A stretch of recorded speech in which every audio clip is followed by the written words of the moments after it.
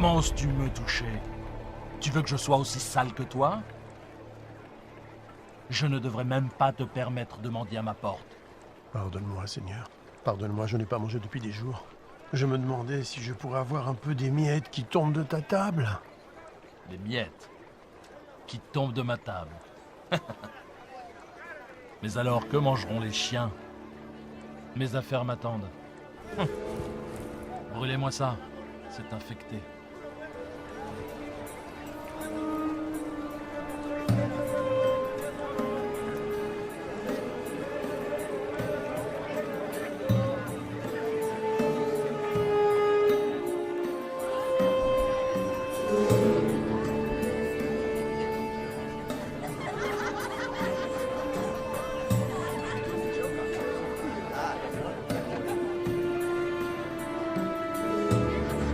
Le voilà, enfin!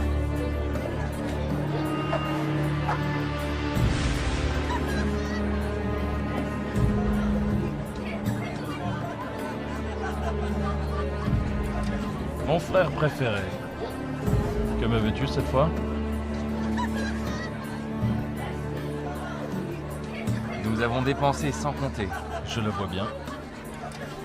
Il y avait un homme riche qui était vêtu de pourpre et de fin lin et qui menait joyeuse et brillante vie. Un pauvre, nommé Lazare, était couché à sa porte, couvert d'ulcères et désireux de se rassasier des miettes qui tombaient de la table du riche.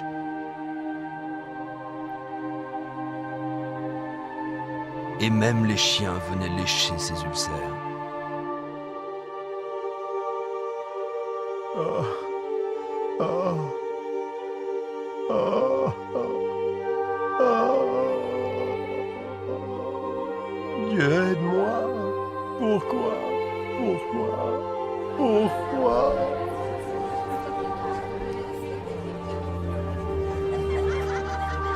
Et le moment fut venu pour les deux hommes de mourir et de passer de cette vie à l'autre.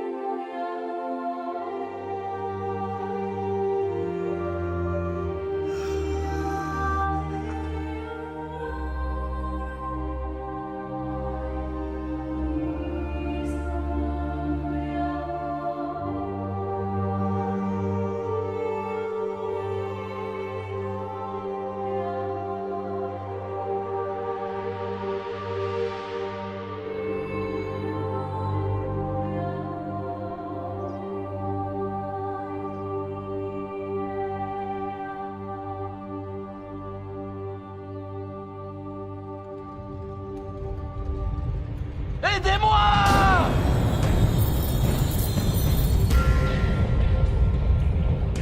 Au secours!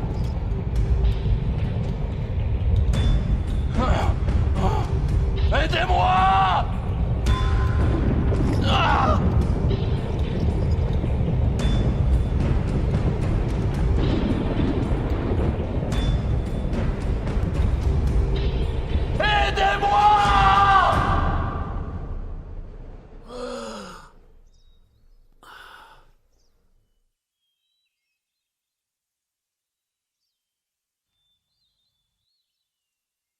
L'aumône.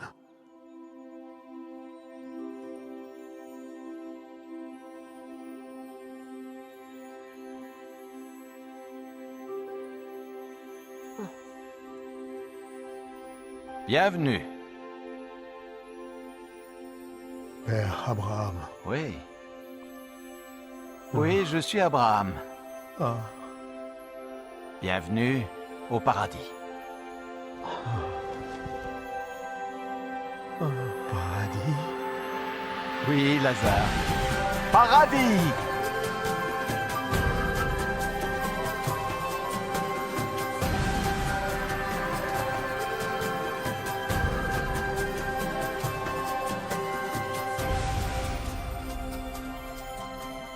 Nous avons préparé un banquet en ton honneur. Oui, oui, viens.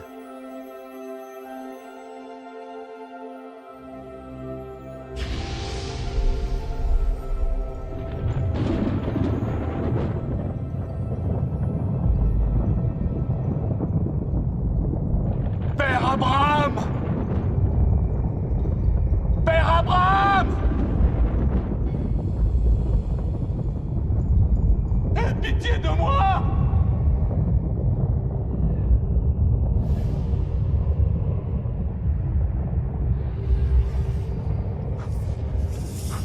Je t'ai vu avec Lazare! Envoie-le-moi! Pour qu'il trempe le bout de son doigt dans l'eau et me rafraîchisse la langue! Car je souffre cruellement dans ces flammes!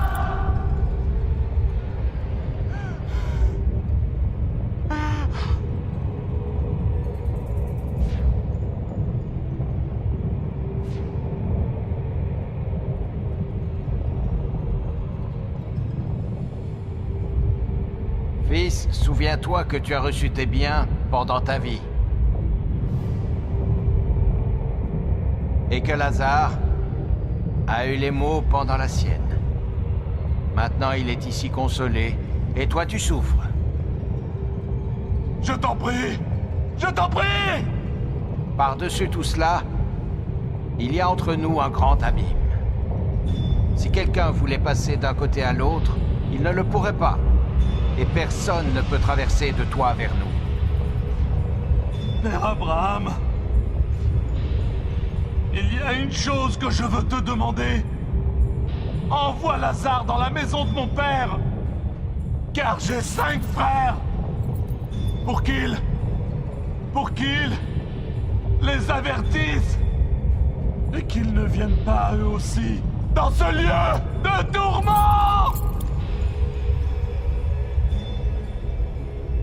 Ils ont Moïse. Ils ont les prophètes. Laisse tes frères les écouter. Non. Non. Mais si quelqu'un des morts va vers eux, ils se repentiront. Non, s'ils n'écoutent pas Moïse et les prophètes, ils ne se laisseront même pas persuader par quelqu'un qui ressusciterait des morts. Je t'en prie. Non. Je t'en prie. Non. Je t'en prie. Non.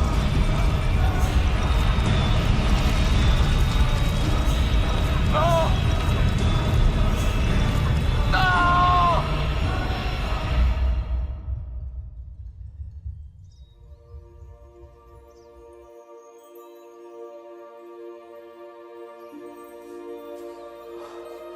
Lazare, viens dans le lieu que ton père a préparé pour toi.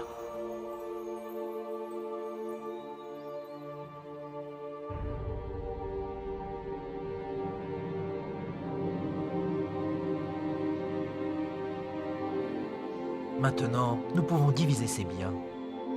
Nous serons tous riches. C'est ce qu'il aurait voulu. Où crois-tu qu'il soit maintenant? Il était riche dans cette vie. Je suis sûr qu'il l'est aussi dans l'autre.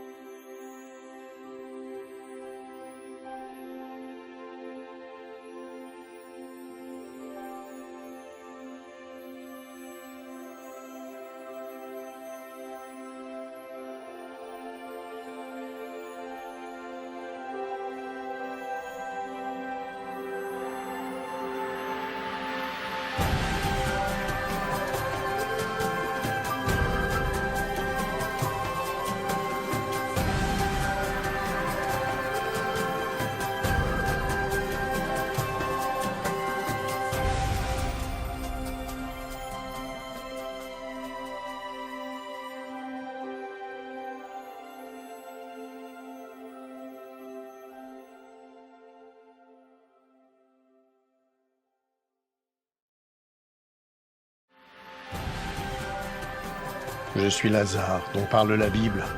Vous en apprendrez plus sur moi et cette histoire dans Luc 16, chapitres 19 à 31. Qu'avez-vous appris de cette histoire? Comment pouvez-vous appliquer cette histoire à votre vie?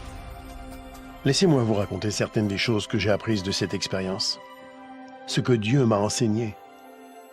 J'étais un homme très pauvre. En fait, j'étais tellement pauvre que j'en étais malade, et que je n'avais personne pour s'occuper de moi. Même les chiens venaient me lécher. À cause de ma condition, je me sentais insignifiant et sans espoir dans ce monde. Mais ma foi en Dieu n'a pas vacillé. Et à ma grande joie, lorsque j'ai ouvert les yeux au paradis, j'ai appris que je n'étais pas insignifiant pour Dieu. Il connaissait toutes mes pensées. Il savait même combien j'avais voulu rencontrer Abraham. Alors il l'a envoyé, lui Abraham, pour m'accueillir et me souhaiter la bienvenue. Lorsqu'Abraham, le père de notre foi, m'a salué, je fus envahi par la joie. Comment un tel homme béni de Dieu pouvait-il s'intéresser à moi? Apparemment abandonné de Dieu et sans utilité. Vous êtes-vous déjà senti ignoré, oublié, insignifiant? Dieu ne vous a pas oublié. Où que vous soyez, qui que vous soyez, quels que soient vos problèmes, j'ai appris que personne n'était oublié de Dieu. Mon histoire prouve que rien ne peut nous séparer de l'amour de Dieu. Le riche était dominé par sa richesse, son influence et le luxe. Il traitait mieux ses animaux de compagnie que moi. Il aimait les biens de ce monde et en a profité pendant toute sa vie. Il y avait des jours où je me demandais si Dieu savait qu'il n'était même pas prêt à m'accorder les miettes qui tombaient de sa table. Je sais maintenant que Dieu regardait. Le riche n'avait jamais perdu sa fierté et son arrogance, même en enfer. Avez-vous remarqué qu'il a demandé que je le serve parce qu'il avait l'habitude d'être servi? L'enfer est plein de gens qui veulent être servis. Mais parce qu'il avait été servi sur terre, Abraham lui a dit qu'il avait déjà bénéficié des plaisirs et qu'ils étaient terminés. J'ai appris comme il est important pour Dieu que nous servions les autres sur terre. Plus spécialement ceux qui sont faibles et qui souffrent. Mon histoire illustre la façon dont Dieu veut que nous utilisions notre argent, nos biens et notre influence. Il est clair qu'une courte période nous est accordée sur Terre pour tester la façon dont nous utilisons ce que Dieu nous accorde, pour nous-mêmes ou pour les autres. Ce n'est pas faux d'avoir des biens ou d'être pauvre. Ce qui est faux, c'est de refuser de servir les autres. Jésus-Christ a dit que même lui était venu servir, non pour être servi. Si vous utilisez l'argent et tout ce que Dieu vous a donné pour servir les autres, il sera satisfait, quoi que vous possédiez. Vous pouvez vous interroger sur l'enfer et le paradis, et sur ce qui arrivera après votre mort. Christ viendra au dernier jour pour juger le monde. Le jour du jugement, le méchant sera envoyé en enfer, un lieu de tourment terrible et infini. Mais le juste sera emmené au paradis. Un lieu glorieux et heureux où il sera pour toujours auprès du Seigneur Jésus-Christ. Il y a tellement d'autres choses que Dieu veut nous apprendre. Notre prochaine histoire va poursuivre cette aventure.